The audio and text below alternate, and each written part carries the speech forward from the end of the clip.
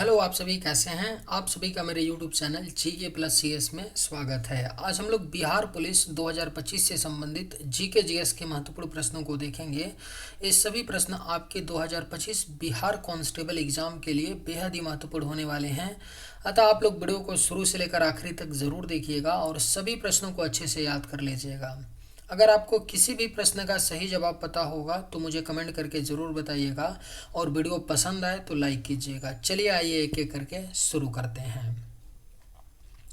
भारत में प्रथम डाक टिकट कब जारी किया गया था? सही जवाब क्या होगा? तो भारत में जो प्रथम डाक टिकट जारी किया गया था वह आपका 1854 में जारी किया गया था। भारत में प्रथम डाक टिकट। जलियांवाला बाग की दुर्घटना किस सन में हुई? सही जवाब क्या होगा? तो ऑप्शन बी 1919 में जलियांवाला बाग की दुर्घटना हुई थी। जलियांवाला बाग की जो ये दुर्घटना है यह आपका पंजाब के अमृतसर में हुई थी। 1911 तक बिहार निम्नलिखित में से किसके अंतर्गत था?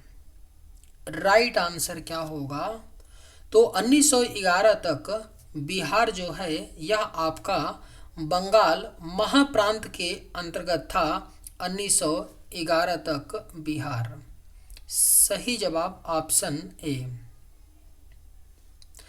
अलीगढ़ मुस्लिम विश्वविद्यालय के संस्थापक कौन थे? करेक्ट आंसर क्या होगा?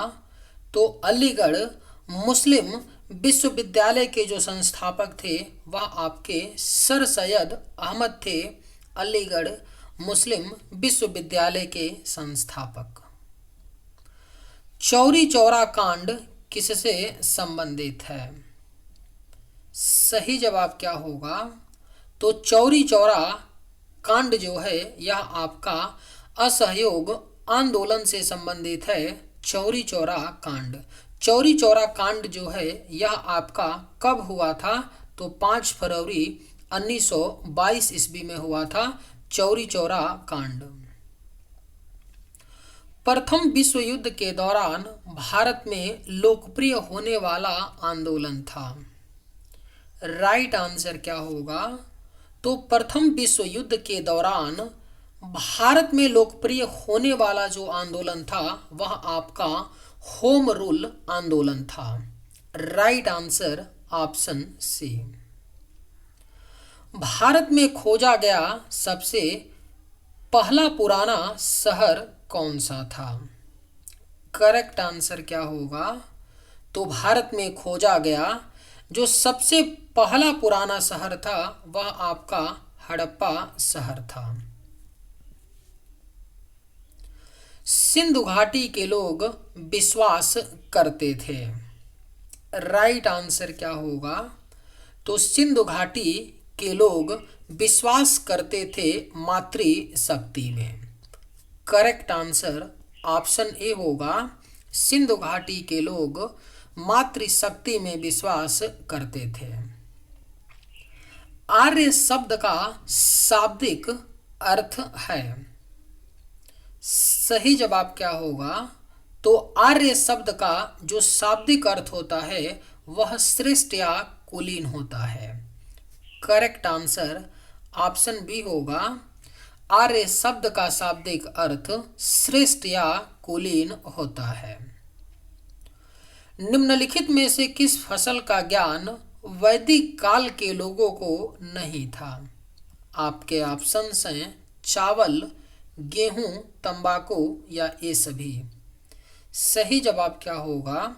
तो निम्न में से किस फसल का ज्ञान वैदिक काल के लोगों को नहीं था? तो राइट आंसर ऑप्शन सी होगा तंबाकू। तंबाकू फसल की ज्ञान वैदिक काल के लोगों को नहीं था। चावल और गेहूं इन दोनों का ज्ञान था। वैदिक गणित का महत्वपूर्ण अंग है। करेक्ट आंसर क्या होगा? तो वैदिक गणित का जो महत्वपूर्ण अंग है वह आपका शुल्व सूत्र है। वैदिक गणित का महत्वपूर्ण अंग। किस वेद में प्राचीन वैदिक युग की संस्कृति के बारे में सूचना दी गई है? सही जवाब क्या होगा? तो किस वेद में प्राचीन वैदिक युग की संस्कृति के बारे में सूचना दी गई है? तो सही जवाब होगा ऑप्शन ए ऋग्वेद। ऋग्वेद में वैदिक युग की संस्कृति के बारे में विवरण दी गई है। वेदों की संख्या कितनी है? राइट आंसर क्या होगा? तो ऑप्शन बी 4 वेद हैं आपके। कौन कौन से? ऋग्वेद, यजुर्वेद, अथर्ववेद और सामवेद। जिसमें से सबसे पुराना जो वेद है वह आपका कौन सा है? ऋग्वेद। ऋग्वेद क्या है? सबसे पुराना वेद है इन चारों में से। और जो सबसे नया वेद है, नया जो सबसे वेद है वो कौन सा है? तो अथर्ववेद है। पूछ लिया जाता है, कई बार एक क्वेश्चन पूछा गया है कि सबसे पुराना वेद कौन सा है? तो ऋग्वेद है। और सबसे जो नया वेद है अथर्ववेद है। ऋग्वैदिक आर्यों का मुख्य व्यवसाय क्या था? अगर आप लोगों को ये वीडियो पसंद आए तो एक लाइक ज़रूर कीजिएगा, और अगर आप लोग इस चैनल पे नए होंगे तो सब्सक्राइब भी कर लीजिएगा। ऋग्वैदिक आर्यों का मुख्य व्यवसाय क्या था? सही जवाब क्या होगा? तो ऑप्शन बी पशुपालन था ऋग्वैदिक आर्यों का मुख्य व्यवसाय। भारतीय संगीत का आदि ग्रंथ किसे कहा जाता है? करेक्ट आंसर क्या होगा? तो भारतीय संगीत का आदि ग्रंथ कहा जाता है सामवेद को। Right answer option A. प्रथम विधि निर्माता कौन है? सही जवाब क्या होगा? तो प्रथम विधि निर्माता जो हैं यह आपके मनु हैं, प्रथम विधि निर्माता। कृष्ण भक्ति का प्रथम और प्रधान ग्रंथ कौन सा है? राइट आंसर क्या होगा? तो कृष्ण भक्ति का जो प्रथम और प्रधान ग्रंथ है वह आपका श्रीमद् भागवत गीता है। कृष्ण भक्ति का प्रथम और प्रधान ग्रंथ। ऋग्वेद में संपत्ति का प्रमुख रूप क्या है? करेक्ट आंसर क्या होगा? तो ऋग्वेद में संपत्ति का जो प्रमुख रूप है वह आपका गोधन है। गोधन किसको कहा जाता था? तो गाय को गोधन कहा जाता था, जो ऋग्वेद में संपत्ति का प्रमुख रूप है। यानी सही जवाब ऑप्शन बी। पुराणों की संख्या कितनी है? राइट आंसर क्या होगा? तो पुराणों की जो संख्या है वह आपका 18 है, पुराणों की संख्या। वैदिक धर्म का मुख्य लक्षण इनमें से किसकी उपासना थी? राइट आंसर क्या होगा? तो वैदिक धर्म का जो मुख्य लक्षण था यह उपासना थी प्रकृति की। राइट आंसर ऑप्शन बी होगा। वैदिक धर्म का मुख्य लक्षण प्रकृति की उपासना थी।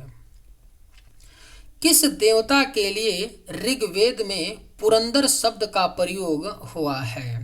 बेहद ही महत्वपूर्ण प्रश्न है। किस देवता के लिए ऋग्वेद में पुरंदर शब्द का प्रयोग हुआ है? तो सही जवाब होगा इंद्र। इंद्र देवता के लिए ऋग्वेद में पुरंदर शब्द का प्रयोग हुआ है। शुल्व सूत्र किस विषय से संबंधित पुस्तक है? सही जवाब क्या होगा? तो शुल्व सूत्र जो है यह संबंधित पुस्तक है ज्यामिति से। Right answer option D. अस्तोमा सदगमय कहाँ से लिया गया है? राइट आंसर क्या होगा? तो अस्तोमा सदगमय को उपनिषद से लिया गया है। और किस उपनिषद से लिया गया है? अस्तोमा सदगमय को तो यह आपका बृहदारण्यक उपनिषद से लिया गया है, अस्तोमा सद्गमया को। बृहदारण्यक उपनिषद से लिया गया है अस्तोमा सद्गमया। अस्तोमा सद्गमया का अर्थ क्या होता है? तो मुझे असत्य से सत्य की ओर ले चलो। धर्मशास्त्रों में भू राजस्व की दर क्या है? बेहद ही महत्वपूर्ण प्रश्न है। धर्मशास्त्रों में भू राजस्व की जो दर है वह 1/6 बताई गई है। धर्मशास्त्रों में भू राजस्व की दर। प्राचीन भारत में निष्क नाम से क्या जाने जाते थे? सही जवाब क्या होगा? तो प्राचीन भारत में निष्क नाम से जाने जाते थे स्वर्ण आभूषण। करेक्ट आंसर ऑप्शन बी होगा। प्राचीन भारत में निष्क नाम से स्वर्ण आभूषण जाने जाते थे। योग दर्शन के प्रतिपादक हैं। करेक्ट आंसर क्या होगा? तो योग दर्शन के जो प्रतिपादक हैं वह आपके पतंजलि हैं, योग दर्शन के प्रतिपादक। उपनिषद पुस्तकें किससे संबंधित हैं? राइट आंसर क्या होगा? तो उपनिषद पुस्तकें हैं, यह आपका दर्शन से संबंधित हैं, उपनिषद पुस्तकें। आरंभिक वैदिक साहित्य में सर्वाधिक वर्णित नदी है। अगर आप लोगों को ये वीडियो पसंद आए तो एक लाइक ज़रूर कीजिएगा और अगर आप इस चैनल पर नए होंगे तो सब्सक्राइब भी कर लीजिएगा। आरंभिक वैदिक साहित्य में सर्वाधिक वर्णित नदी है। करेक्ट आंसर ऑप्शन ए होगा, सिंधु नदी है आरंभिक वैदिक साहित्य में सर्वाधिक वर्णित नदी। कर्म का सिद्धांत किससे संबंधित है? सही जवाब क्या होगा? तो कर्म का सिद्धांत जो है यह आपका मीमांसा से संबंधित है, कर्म का सिद्धांत। सही जवाब ऑप्शन ए। वैदिक युग में प्रभावित लोकप्रिय शासन प्रणाली थी। राइट आंसर क्या होगा? तो वैदिक युग में जो प्रभावित लोकप्रिय शासन प्रणाली थी वह आपका राजा शासन यानी कि राजतंत्र था, जिसको राजशाही भी बोलते हैं। राजशाही था वैदिक युग में प्रभावित लोकप्रिय शासन की प्रणाली। लेकिन ये जो राजतंत्र राजशाही था यह वंशानुगत नहीं था, यानी कि राजा का बेटा राजा होगा ऐसा नहीं था। सही जवाब होगा हमारा ऑप्शन सी। 2.5 दिन का झोपड़ा कहाँ पर स्थित है? सही जवाब क्या होगा? तो 2.5 दिन का झोपड़ा जो है यह आपका अजमेर में स्थित है और यह 2.5 दिन का जो झोपड़ा है यह एक मस्जिद है। गोल गुंबज का निर्माण किस शासक द्वारा किया गया था? करेक्ट आंसर क्या होगा? तो गोल गुंबज का निर्माण जो है यह आपका शासक मोहम्मद आदिल शाह के द्वारा किया गया था, गोल गुंबज का निर्माण। लोदी वंश का अंतिम शासक कौन था? सही जवाब क्या होगा? तो लोदी वंश का जो अंतिम शासक था वह आपका इब्राहिम लोदी था, लोदी वंश का अंतिम शासक। प्रथम भारतीय साम्राज्य स्थापित किया गया था। करेक्ट आंसर क्या होगा? तो प्रथम भारतीय साम्राज्य चंद्रगुप्त मौर्य के द्वारा स्थापित किया गया था, प्रथम भारतीय साम्राज्य। भारत का पहला उपग्रह आर्यभट्ट किस वर्ष लॉन्च किया गया था? सही जवाब क्या होगा? तो भारत का जो पहला उपग्रह आर्यभट्ट था इसे 1975 में लॉन्च किया गया था, सोवियत संघ रूस की सहायता से। विख्यात सोमनाथ मंदिर को किसने नष्ट किया?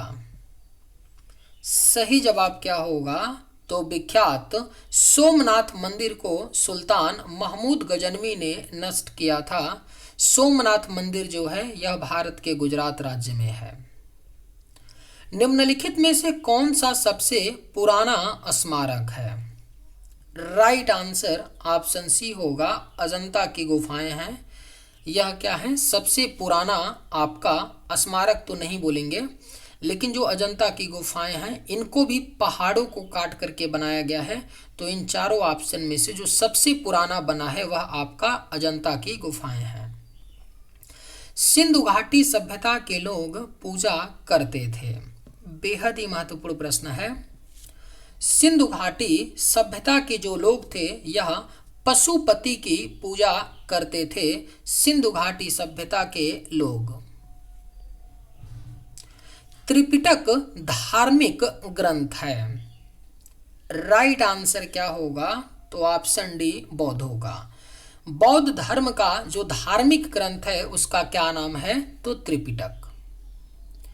पानीपत की तीसरी लड़ाई कब हुई थी? सही जवाब क्या होगा? तो पानीपत की जो तीसरी लड़ाई है यह 1761 ईस्वी में हुई थी। पानीपत की तीसरी लड़ाई। सही जवाब ऑप्शन बी। चलिए आज के वीडियो में बस इतना ही। अगर आप लोगों को ये वीडियो पसंद आए तो एक लाइक ज़रूर कीजिएगा। थैंक्स।